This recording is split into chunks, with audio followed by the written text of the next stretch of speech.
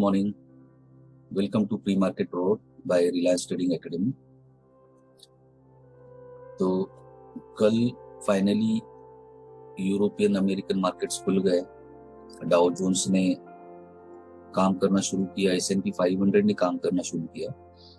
But जो हमने range specify किया था 33,300 का डाउ जोन्स को रेजिस्टेंस है, तो कल मार्केट खुलते ही उन्होंने 33,300 को टेस्ट किया, थोड़ा सा ऊपर भी गया और फिर वहां से रिजेक्शन आया।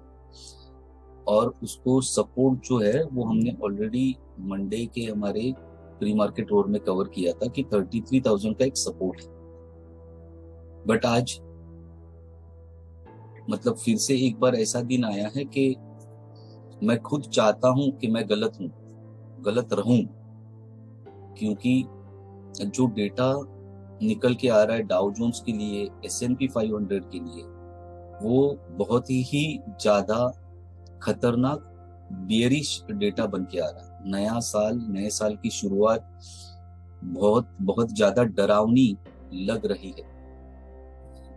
तो डाउ जोन्स में जो डेटा है उसके हिसाब से मैंने इसके पहले भी काफी बार बोला है कि 32,000 का एक टारगेट के लिए प्रोविजन ऑलरेडी बन चुकी है। तो अभी फिलहाल ये जो मैंने ग्रीन रेक्टेंगल मार्क किया है 33,050 से लेके 33,100, इसके नीचे एक बार अगर सस्टेन हो गया, अगर इसके नीचे सस्टेन हो गया डाउ जोन्स, तो हो सकता है आज हमें ये देखने को मिले कि नीचे जाके फिर से एक बार बाउंस करके फिर यहीं से हमें रिजेक्शन मिलके देन हमारी डाउनवर्ड जर्नी शुरू हो सकती है। ऐसे संकेत मिल रहे हैं और ये जो फॉल होगा ये बहुत ही खतरनाक फॉल होने के जो चिन्ह हैं वो दिखाई दे रहे हैं। Same for S&P 500।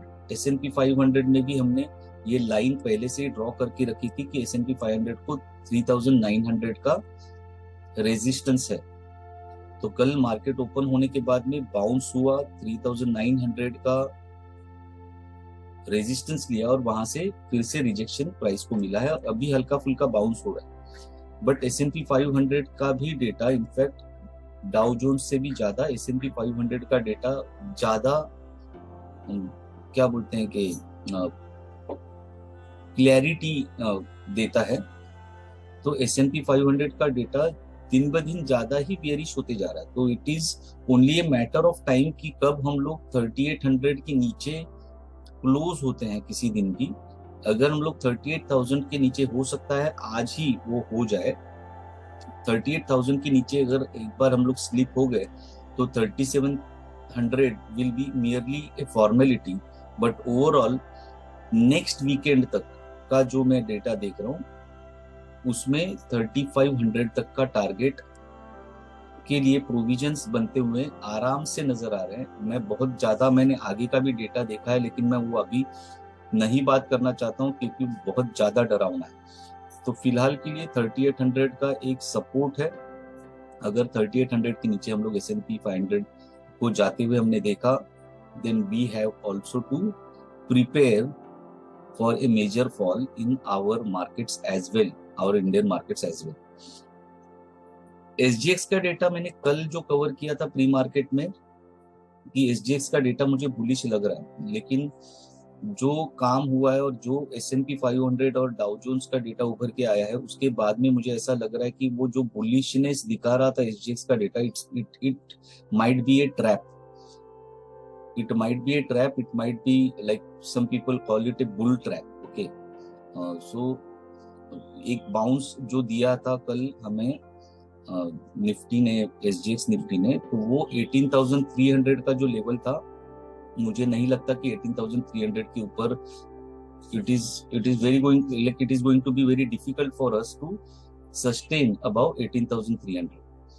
But yes, अगर 18,300 के ऊपर, क्योंकि हमारा मार्केट बहुत ज्यादा वोलेटाइल होता है, तो मुझे ऐसा लग रहा है कि अगर स्पाइक मिला एक, तो मतलब जिसको हम लोग है ना कंप्लीट बुल ट्रैप बोलते हैं। कंप्लीट बुल ट्रैप किसको बोलते हैं कि बुलिश मोमेंटम रहता है मार्केट में, तो सब रिटेलर्स बाय कर रहे होते हैं और फिर जोर से एक स्पाइक आता है, बुलिश स्पाइक आता है, और रिटेलर्स और ज्यादा बाय करते हैं ये सोच के कि ब्रेकआउट हो गया, और वो ब्रेकआउट कैच करने की कोशिश में रिटेलर्स ट्रैप हो जाते हैं। तो वहां से जो गिरावट शुरू हो जाती है, और रिटेलर्स को बिना कुछ मतलब कुछ जब तक उनको समझ में आए कि हम लोग ट्रैप हो गए, मार्केट हो सकता है दूसरे दिन गैप डाउन हो जाए या कुछ भी हो जाए। सो this is what happens in bull trap. तो मुझे ऐसा लग रहा है कि ये बुल ट्रैप का सिनारियो क्रिएट किया गया है। 18,500 का रेजिस्टेंस तो है, ऑब्वियसली रेजिस्टेंस है बोलो या 18,500 के लेवल पे उन्होंने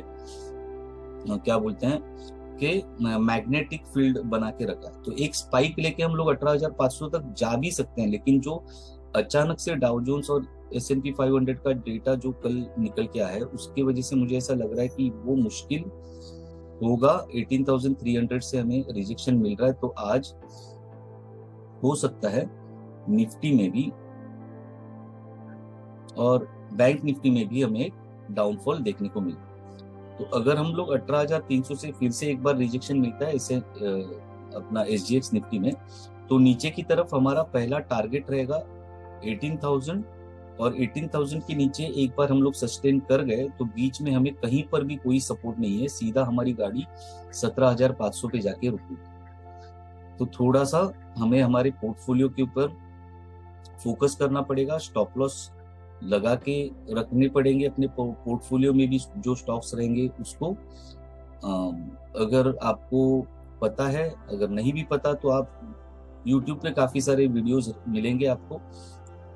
हम अलग अलग टाइप के ऑर्डर्स यूज करके स्टॉप लॉस लगा के रख सकते हैं, जिसको काफी लोग GTC या GTT ऑर्डर बोलते हैं, है ना, गुड टिल ट्रिगर या गुड टिल कैंसिल्ड वाला एक ऑर्डर होता है। वो आप लगा के आपके पोर्टफोलियो में जो स्टॉक्स है उसको भी एक स्टॉप लॉस लगा के रख सकते हो। But I don't know how practically it is possible, because if you are going to sell your stocks from portfolio, आपको बार बार वो कोड वगैरह सब देना पड़ेगा हर एक स्लिप के लिए अलग से।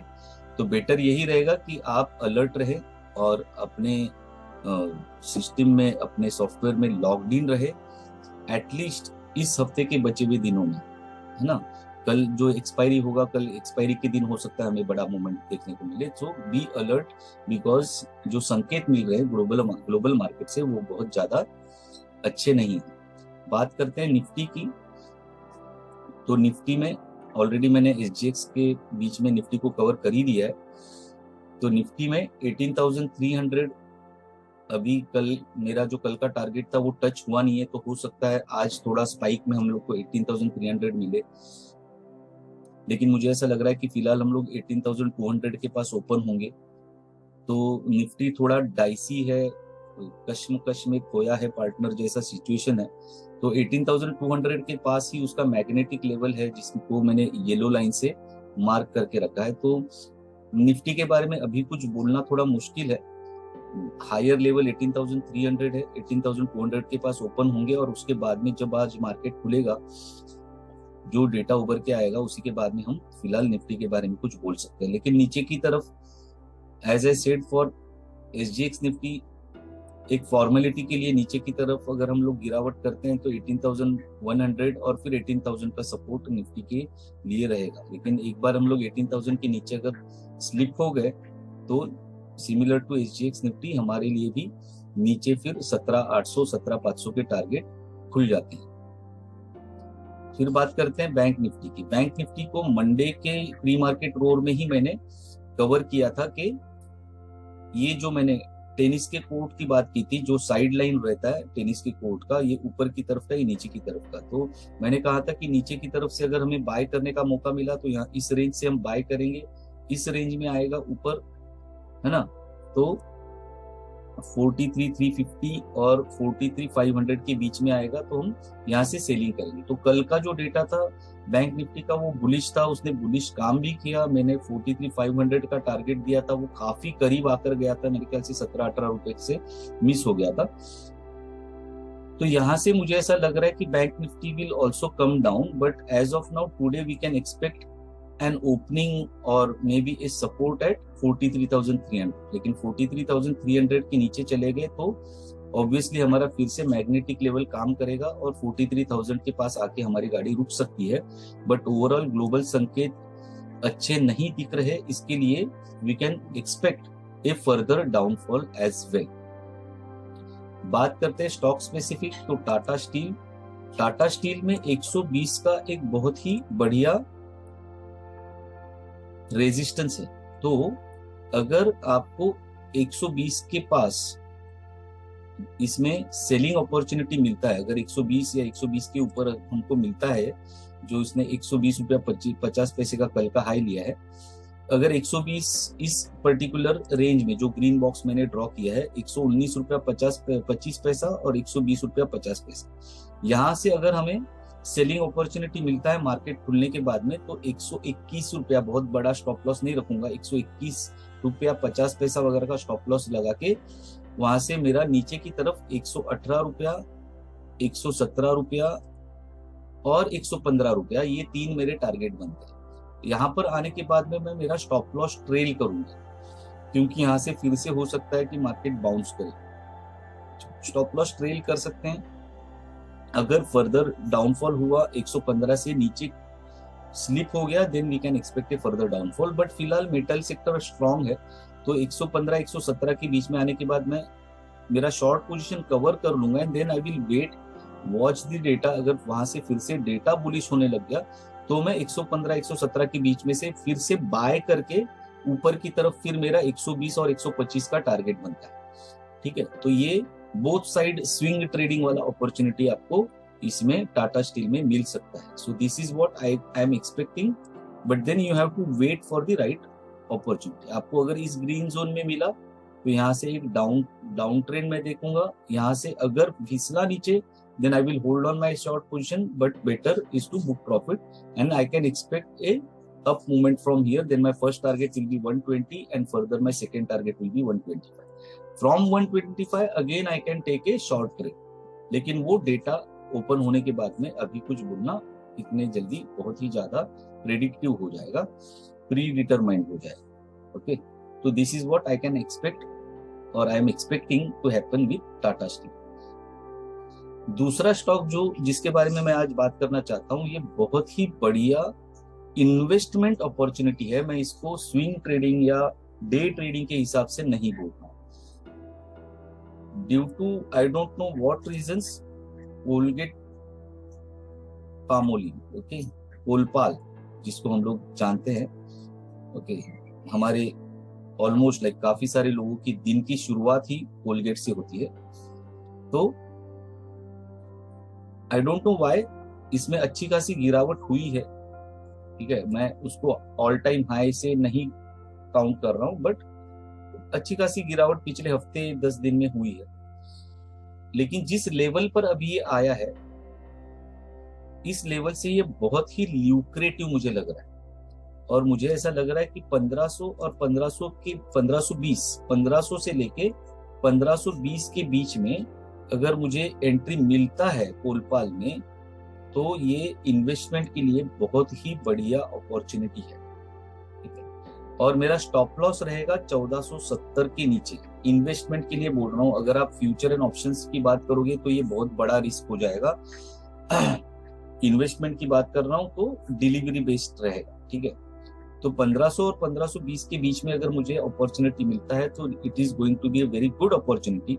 1470 के नीचे मेरा स्टॉप लॉस रहेगा, क्योंकि रिस्क रिवॉर्ड रेशियो भी उतना ही फेवरेबल है, क्योंकि मेरा पहला टारगेट ही 1600 का होगा। अगर यहाँ से रिवर्स करता है, जो कि दिखा भी रहा है, थोड़ा सा बहुत स्ट्रांग नहीं बट एक सपोर्ट लेता हुआ दिख रहा है, तो यहाँ से अगर रिवर्स भी करता है तो मेरा पहला टारगेट ही 1600 का है। तो अप्रोक्सीमेटली आपको 1:2 का रिस्क रिवॉर्ड तो इसमें भी मिल ही रहा है, but over a period of time it is going to be a very good investment opportunity.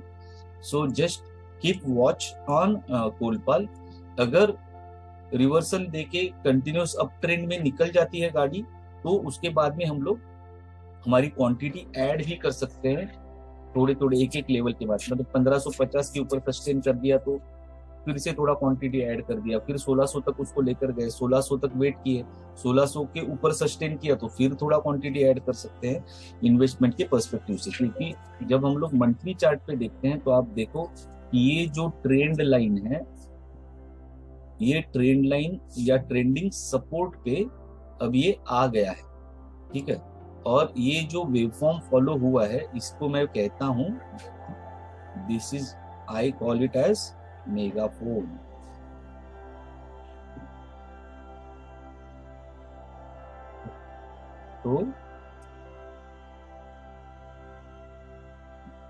तो ये पैटर्न को अगर हम एक्सपेक्ट करें कि it will continue this pattern, तो ये इतना रिस्क और you can imagine the reward. Okay, so that's why I am saying कि ये एक अच्छा इन्वेस्टमेंट अपॉर्चुनिटी बन सकता है, यस। लेकिन आपको इसका भी ख्याल रखना पड़ेगा कि भाई ये कब से ये पैटर्न फॉलो कर रहा है, 2016 से, ठीक है, मई 2016। इतनी बार उसने सपोर्ट लिया है, बहुत बार सपोर्ट लिया है। अगर ये सपोर्ट टूटा तो ये बहुत ही मेजर ब्रेकआउट हो जाएगा, बियरिश ब्रेकआउट हो जाएगा। तो इसके लिए मुझे बहुत सेफ रहना पड़ेगा। फिलहाल मैं कोलपाल को देख रहा हूं as an investment opportunity, but अगर बियरिश ब्रेकआउट हो गया तो it will also be a scale for me to confirm जो मैंने Dow Jones, S&P 500, SGX, Nifty, bank Nifty के बारे में बोला कि बहुत बड़ी गिरावट के संकेत मिल रहे हैं। अगर कोलपाल ने ये ब्रेकआउट किया तो वो जो संकेत है उसको एक और कंफर्मेशन मिल जाएगा कि भाई इतना स्ट्रॉन्ग कंपनी अगर उसने अपना सपोर्ट जो 2016 से जिसका सपोर्ट ले रहा है, अगर वो सपोर्ट पे सस्टेन नहीं कर पा रहा है तो इसका मतलब जरूर कुछ तो गड़बड़ है, ठीक है, और दरवाजा टूट सकता है। तो आज के प्री मार्केट में इतना ही। आज थोड़ा लंबा बन गया है वीडियो क्योंकि यस ऑब्वियसली टॉपिक भी उतना खतरनाक था।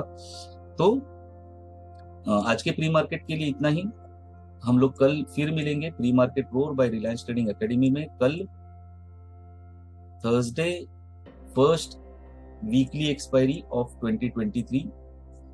बहुत बड़ा मूवमेंट, मैं तो आज और कल के 2 दिनों में मैं बहुत बड़ा मूवमेंट निफ्टी बैंक निफ्टी में डिसिसिव मूवमेंट एक्सपेक्ट कर रहा हूं। So trade safe, trail your stop losses, don't trade without stop loss.